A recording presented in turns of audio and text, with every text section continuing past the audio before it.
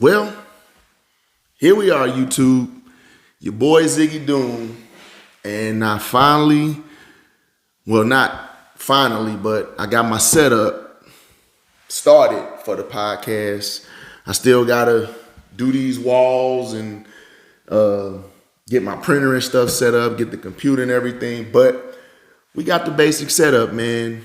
And I've been spending this last couple days. I just got back in town. I spent these last couple days setting up everything and putting chairs and desks and tables together. But we getting there, man. We getting there. We are going to get this podcast thing going, and we're going to do it right. And it's going to be for y'all. Like I said, one thing I do a lot is talk. So I figure, hey, why not talk on my channel to my subscribers about current events and things. Now, this one is pretty rough. I still ain't got my banner set up. I got to find out how much my daughter going to charge me to create one for me. And we'll get that rolling. But real quick, man, this first little podcast or whatever, I want to address the elephant in the room with the current event that's going on in the world and the misconceptions about it. And that's Russia and Ukraine. Everybody's heard about it. It's all over social media. It's all over the news. Russia has invaded Ukraine. But it's so many people that have misunderstandings about this. They think we're going to war. They think we in the war. They think they're going to start a draft again. It is so crazy how many people are misinformed. So I just wanted to clear up a couple of misconceptions to give people a better idea of what's going on. Okay, so Ukraine borders Poland. Poland is a part of NATO. America is also a part of NATO. Russia is not a part of NATO. Ukraine also borders Russia. So Ukraine wants to join NATO and be a part of NATO. Well, Ukraine borders Russia. So Russia's issue is, hey, if y'all join NATO, then NATO will literally be right at our doorsteps in case there was a war or invasion or anything. And we can't have that. We can't have y'all join NATO. Now, obviously, NATO wants Ukraine to join. It benefits them. They'll have to pay money and everything like that. But it doesn't benefit Russia. So that was kind of the main reason Russia invaded Ukraine, because they don't want Ukraine to join NATO. Now, Ukraine isn't a part of NATO, which means we're not allied with Ukraine, the United States. So we can't just go and help Ukraine fight against Russia. We can't do that. They're not allied with us like that. If we did that, then it would be a world war. That would be the start of a world war. So because Poland borders Ukraine and Poland is part of NATO, we can kind of facilitate things for Poland as far as helping the Ukraine refugees, but we just can't help Ukraine and attack Russia. Now, Ukraine is calling for international help because Ukraine is saying that Russia is bombing civilian hospitals and civilian checkpoints, which is a war crime. That's a war crime. War has rules. You can't just bomb civilians and target civilian facilities like, stadiums, churches, schools, hospitals. You can't do that during a time of war. War is supposed to be strategic and planned. And that's what Ukraine is saying. Hey, to the international world, hey guys, see, they're committing war crimes. If they do commit war crimes, then the international world has to intervene somehow and say, hey guys, y'all can't do this.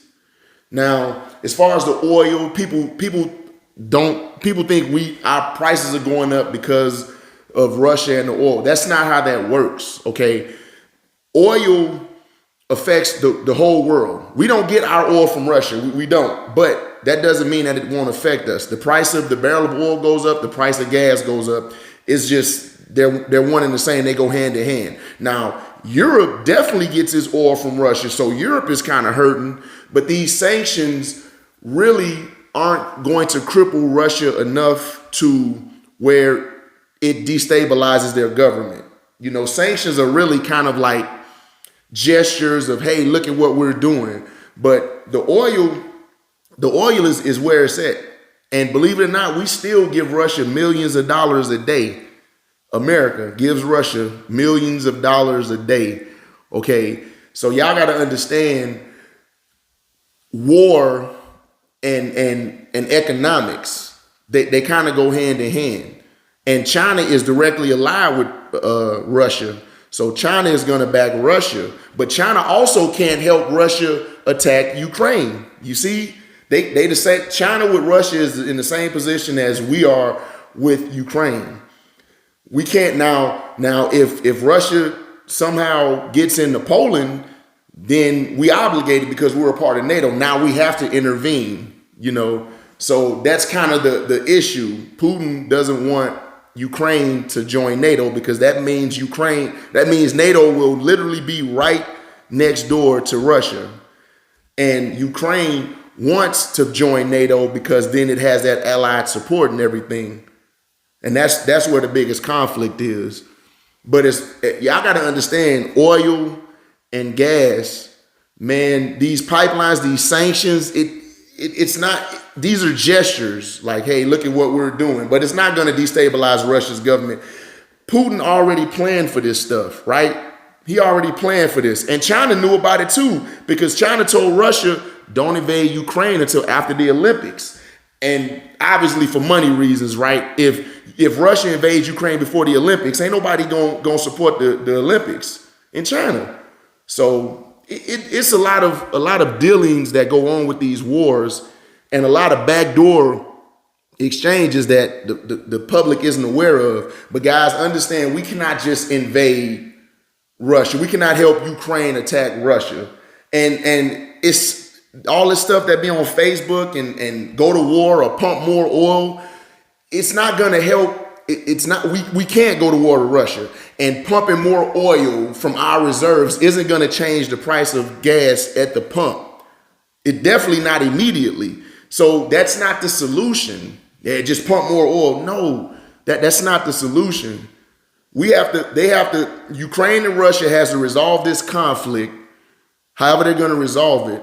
And then we can get the price of the barrel of oil back down to something stable, and that will affect the price of gas. I mean, there's no gas shortage, right?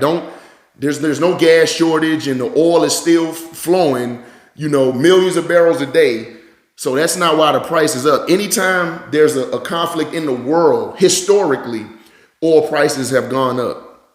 Any war we had with Iraq, Afghanistan, Russia with Crimea, it affects the price of gas. So there's no real easy solution. Oh, the gas prices are going up, just pump more oil. No. Open up the reserves. No, that's not the solution.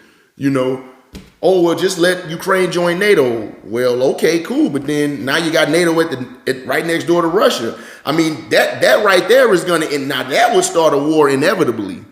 Now, Poland and Warsaw, that's NATO. But you got Poland, Ukraine, Russia.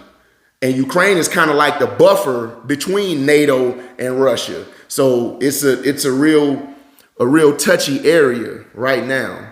So we can't go to war with Russia. That's just not how that works, y'all. And China can't go to war with Ukraine. And we still giving Russia money. Y'all need to understand that. I mean, Burger King, McDonald's closing, Starbucks, all that's cool, but bro, we still giving Russia money. And Europe still needs that Russian oil. Okay? If you really want to understand the economics behind it, I mean, it's real simple. We use transportation to ship food. The price of gas goes up. The price of diesel goes up. They got to offset that increase in diesel, and they add it to the consumer through the products that we buy. Look at the price of bread. That's a good indicator. Look at the price of bread, and that'll tell you kind of where things are going.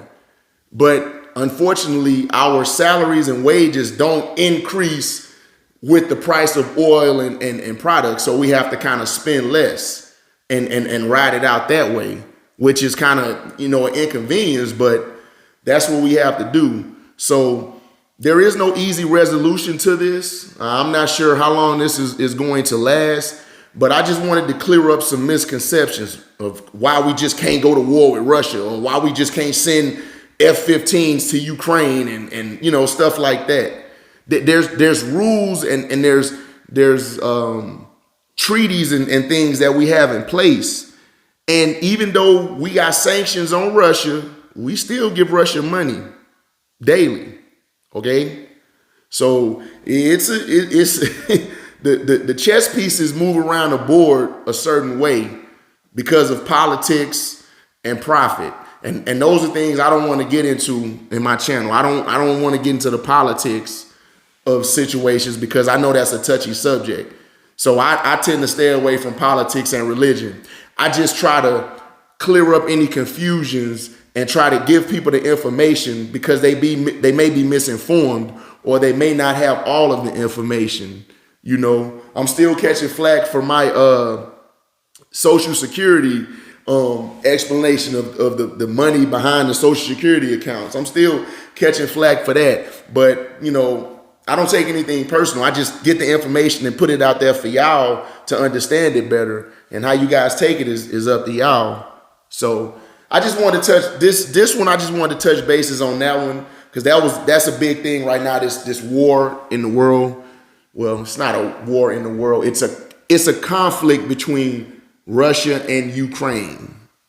And it's unfortunate, the refugee situation, but I mean that's how things happen, man. You have one person that disagrees with another, and there's conflicts. Even the ceasefire talks have ceased. So we just gotta kind of ride it out, man, and pinch pennies where we can, but nothing pumping more oil, opening up more reservations, whatever is not going to lower the price. It may lower it by a couple of pennies if that, but it's not going to immediately affect the price at the pump. That's just not how it works, unfortunately. So the answer isn't pump more oil. I'm sorry, that's not the answer. We just got to ride it out, y'all, and hope for the best. Okay, that will conclude this podcast. I don't want to get too much in depth because I still have to finish my setup, like I say. But I did get my my plot number, my plot number for my land I bought in Scotland, so I can actually get my name changed to Lord Ziggy Doom. That's gonna be awesome. I gotta hang that up somewhere. But we're going to get it together, YouTube, man. This is pretty much going to be the main format of my channel from now on, the podcasting.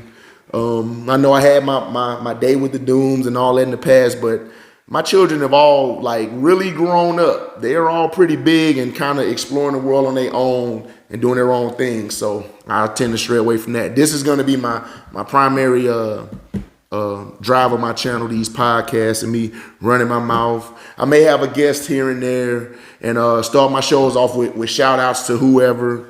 But this how we're going to do it from now on, YouTube. You're going to see your boy Ziggy Doom in front of this mic, in front of this camera. I got to do something with this wall, y'all. I've been fixing my house up for days and days. I'm not a interior decorator type. I am a real plain, boring, basic person. So ideas don't really come to me. I just kind of wing it, but I'm gonna do better. We're gonna tighten it up around here. So, but thank y'all for watching, man. Like I always say, like, share, subscribe, hit me up, comments. I got my ziggydoom@gmail. Y'all can hit that up. This is gonna be our format, and from here on out, we just gonna keep it moving, man. Try to get y'all a show at least once a week. I do travel from state to state, but I'm gonna try to get y'all a show at least once a week. And y'all, if I can get 2 in a week, I will, but I no promises, but I will try to get y'all at least 1 show a week, man, because I think y'all deserve that. I've been gone for 6 months, and I need to get my content up for y'all. If not anything else, I need to get it up for y'all. So that's it for this one, man. As always, man, till the next video, be easy.